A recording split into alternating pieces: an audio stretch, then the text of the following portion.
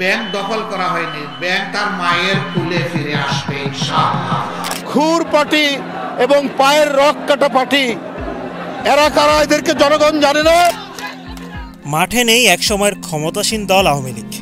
শেখ হাসিনা পালিয়েছেন দেশ ছেড়ে, নতুনভাবে ক্ষমতা আসার লড়াইয়ে দল গোছাতে শুরু করেছেন অনেকেই।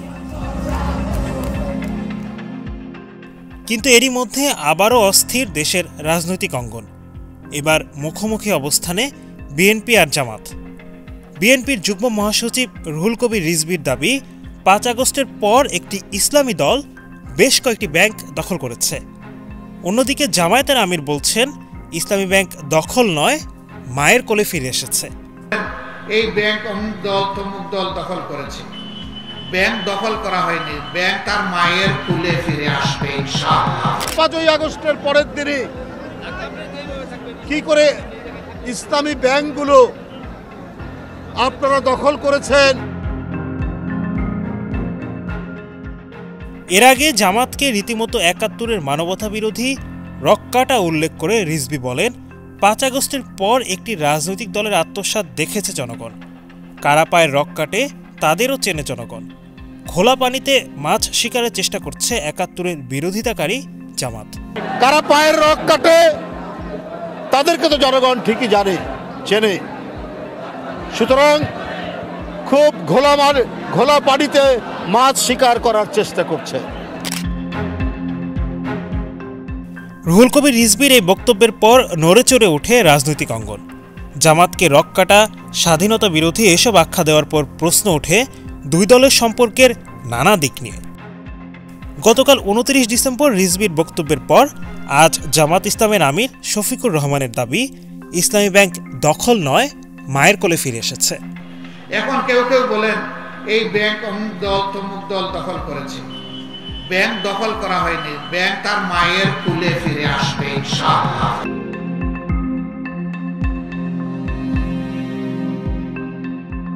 ৫ আগস্টের পর কারা ব্যাংক দখল করতে গিয়েছিল, এই প্রসঙ্গে জামায়াতের আমিরের দাবি, ডাকাতের বেশে নতুন ডাকাতরা ৫ আগস্টের পর ব্যাংক দখল করতে গিয়েছিল।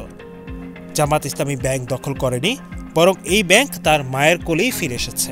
৫ তারিখের পরিবর্তনের পর একদর অস্ত্র হাতে নিয়ে সেই ব্যাংক দখল করতে গেল। ব্যাংকের কর্মকর্তা কর্মচারীরা তারা জিজ্ঞেস করলো, তোমরা কারা?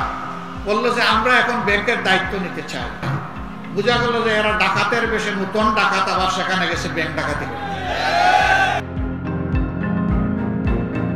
এর আগে দেশের নানা জায়গায় টেন্ডারবাজি, টার্মিনাল দখল সহ নানা অপকর্মে বিএনপির ঘাড়ে দোষ চাপানো হচ্ছে জানিয়ে রিজভী বলেন, আমি সেই রাজনৈতিক দলটিকে বলতে চাই, খুব নীরবে সব অপকর্মের সঙ্গে আপনারাই জড়িত।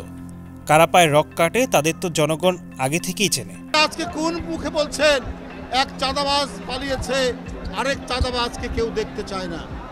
কাকে উদ্দেশ্য করে বলছেন আমরা কি বুঝতে পারি না? আর জামায়াতের আমিরের দাবি, দেশে কোনো চাঁদাবাজ, দুষ্কৃতিকারী, দুর্নীতিবাজ থাকবে না।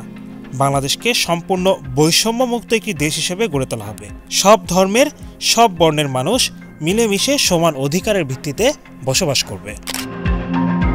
৫ আগস্ট আওয়ামী লীগ সরকারের পতনের পর দেশ ছেড়ে পালান গণহত্যার দায়ে অন্যতম অভিযুক্ত শেখ হাসিনা।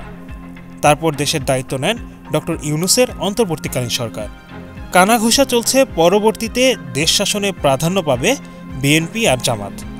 এরই মধ্যে দুই দলের এসব উত্তপ্ত বাক্য বিনিময় আসলে কিসের ইঙ্গিত দিচ্ছে, সেটাই এখন দেখার বিষয়।